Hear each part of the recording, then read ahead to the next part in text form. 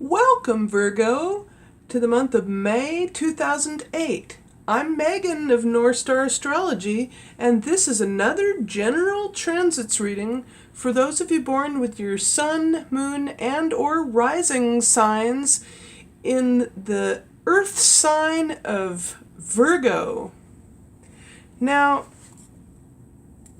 the month starts out with Mars sextiling the moon from your 5th to your 3rd houses, the moon being in Scorpio in your 3rd house of communications, sextiling Mars in Capricorn in your 5th house of romance and creativity. And then what this does for you is create significant emotional harmony between your actions, what you manifest, and how you transform the way you communicate in romance and what you deem creative. So then on May 4th, Uranus trines the moon. Let's see. Once the moon moves into your 4th house of the home, into Sagittarius. So it trines Uranus from your 4th to your 9th houses. And what this does for you is gives you an emotional sense of well-being within the home. And then gives you that wonderful sense of, wait a minute, 1, 2, 3, 4, 5, from your 4th to your 8th, there we go. Okay, whoopsie. Thought there was something a bit odd there. That was a little bit off. That would have been an inconjunct. Okay, mind you, you will be able to have a very emotional sense of well-being in the home, knowing that Uranus in the 8th house of other people's resources will help give you that much more, perhaps, mental stability toward what you want to, fix, finance, maybe refinance your mortgage or something. And by the way, your ruling planet is Mercury, and now that it's direct, it's awesome for all of us, but mostly, essentially, especially for you, Virgos. And then on May 6th, Uranus squares the moon once the moon goes into your 5th house of romance and creativity, then squares Uranus. And what this does is kind of gives you a little bit of tension within a romantic setting or romantic partnership, and a nervousness, perhaps, mentally. And then on May 8th, the moon goes into its last quarter in your 6th house of work and health and service to others, which then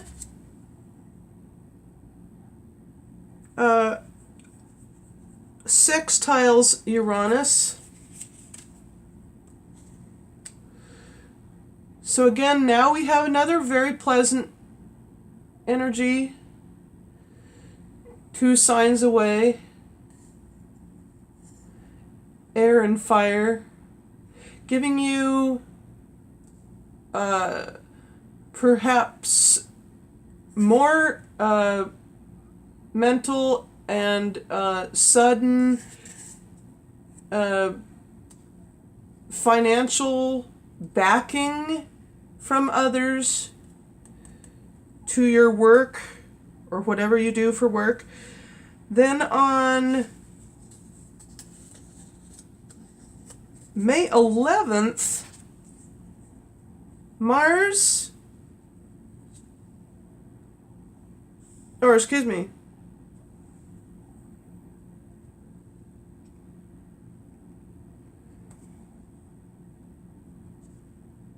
wait a minute, May 11th, Mars, right, okay. Now, the moon goes into Pisces in your 7th house, then Mars sextiles the moon, May 11th,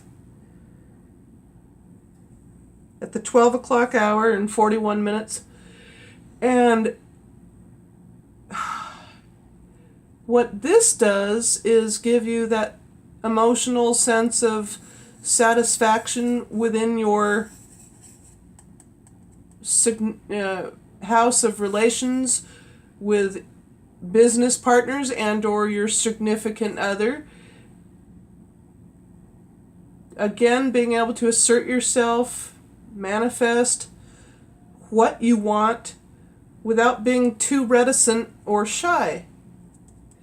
And I think of Pluto as a shy planet because it's an outer planet, but you know, I do see this as rather a shyness, especially when it's in the 5th house of romance, because you kind of like tend to maybe go within, and it's sort of like an and in some cases, if it's a square, it's an underhanded planetary. Anyhow, then on May 13th, let's see, May 13th, Mercury, your ruling planet Mercury, goes from Aries and then enters Taurus into your 9th house. So now Mercury goes into your 9th house, into an earth sign like yourself, and then there is a conjunction. No, my bad. Then on May 15th, Uranus leaves Aries and enters Taurus into your 9th house, where it will be for 7 long years, because it's an outer generational planet. And by the way, this is my detailed formula, which is all of the planetary placements and their aspects, and which planets change signs. And that's all from this book, The American Ephemeris, from the year 2000 to 2050. And it's a wonderful resource. And so now this is going to be my newest formula. It's a little bit hard for me to follow, but I'm relearning all of this again. So, however, getting back to it, once Uranus enters for the next 7 years, you'll feel even more stability, even though this is a planet of sudden action, which governs earthquakes, by the way. Then on May 16th, Mars leaves Capricorn and goes into Aquarius in your 6th house. So now it's interesting because Uranus rules Aquarius, yet Mars is now able to be in this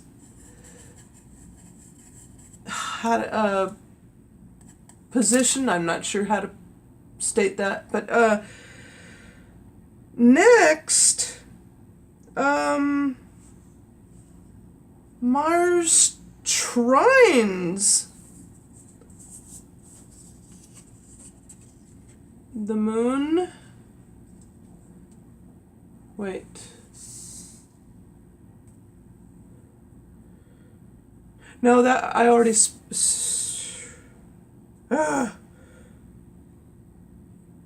Venus. Now, no, the new moon happens. The new moon happens on May 15th in Taurus at 24 degrees 36 seconds. And so what that can do for you is give you the ability to go within spiritually, as this is the opposite of concrete conscious mind, and this is higher mind. So you can meditate, relax, tune in, and then on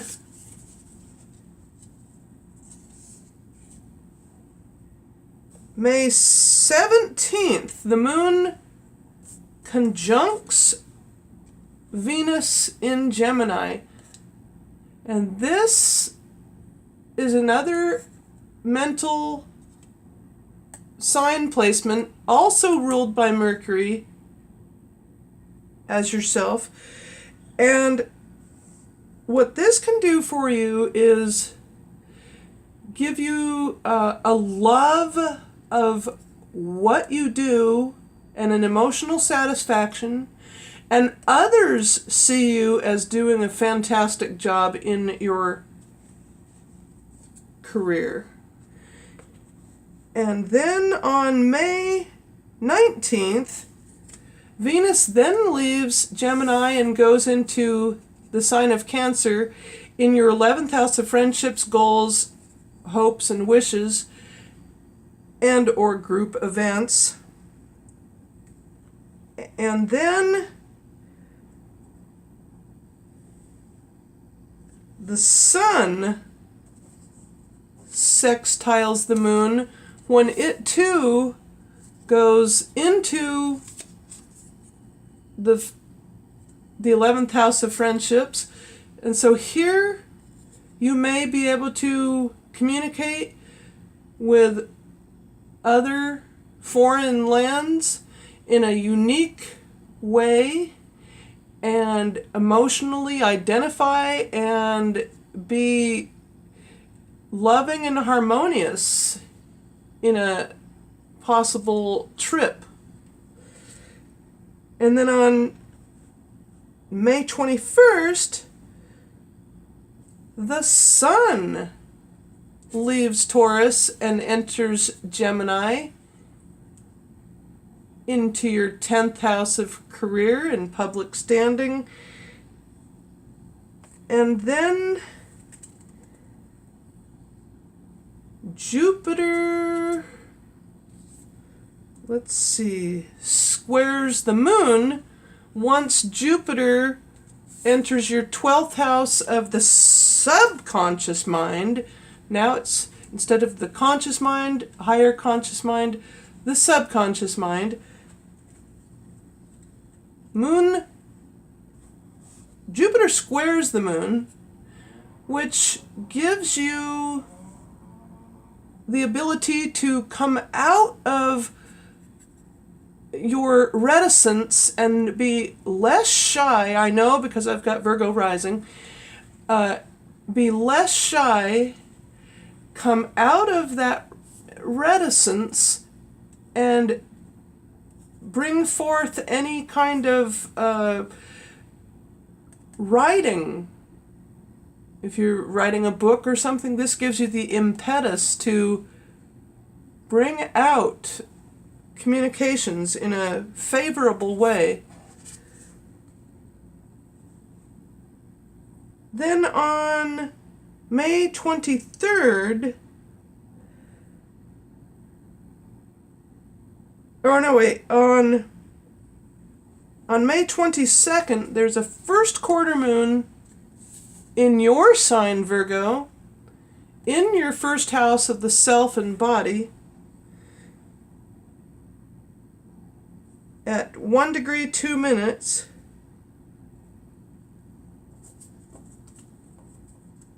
And then on May 23rd, the moon trines Pluto. So from your first house to your fifth house,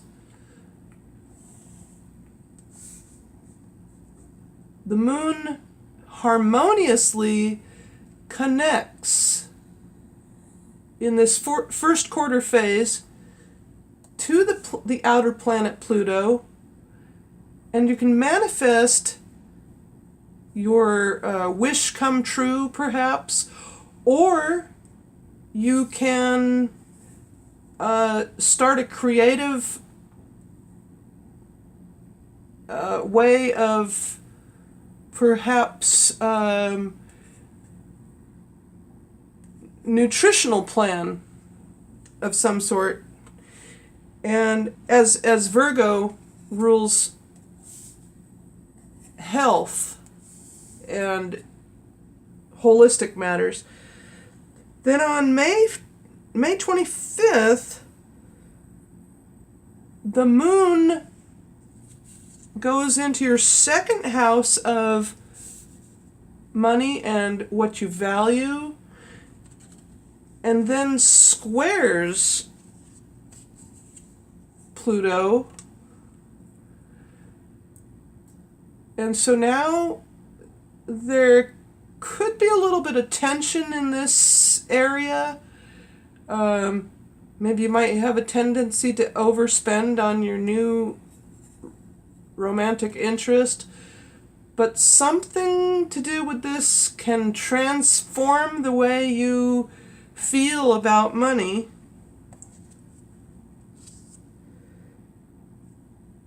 Then Mercury, your ruling planet,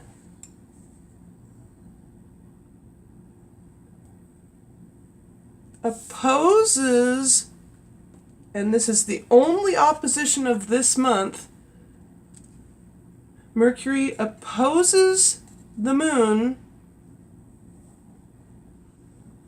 at 22 hours and 30 minutes. So from your, again, as I was saying previously, so from your house of the conscious mind to the house of the higher mind, you can become more aware of how you communicate in a big way, to, in other words, coming out of your shell, to transformational ways of uniquely expressing yourself in some sort of tangible, that's the word that comes to mind, tangible way. Then finally, on May 30th,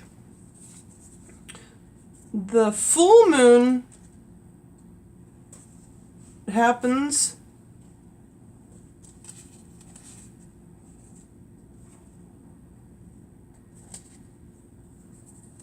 in your fourth house of the home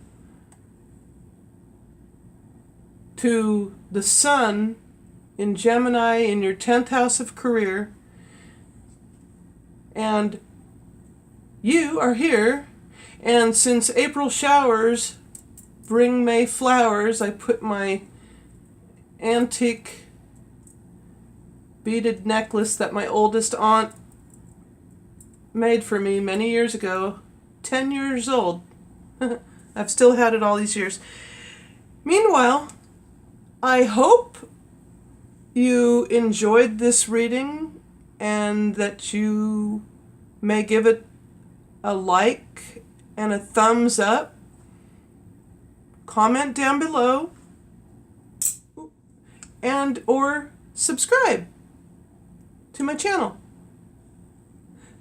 Thank you so much, and I'll see you next month. Bye.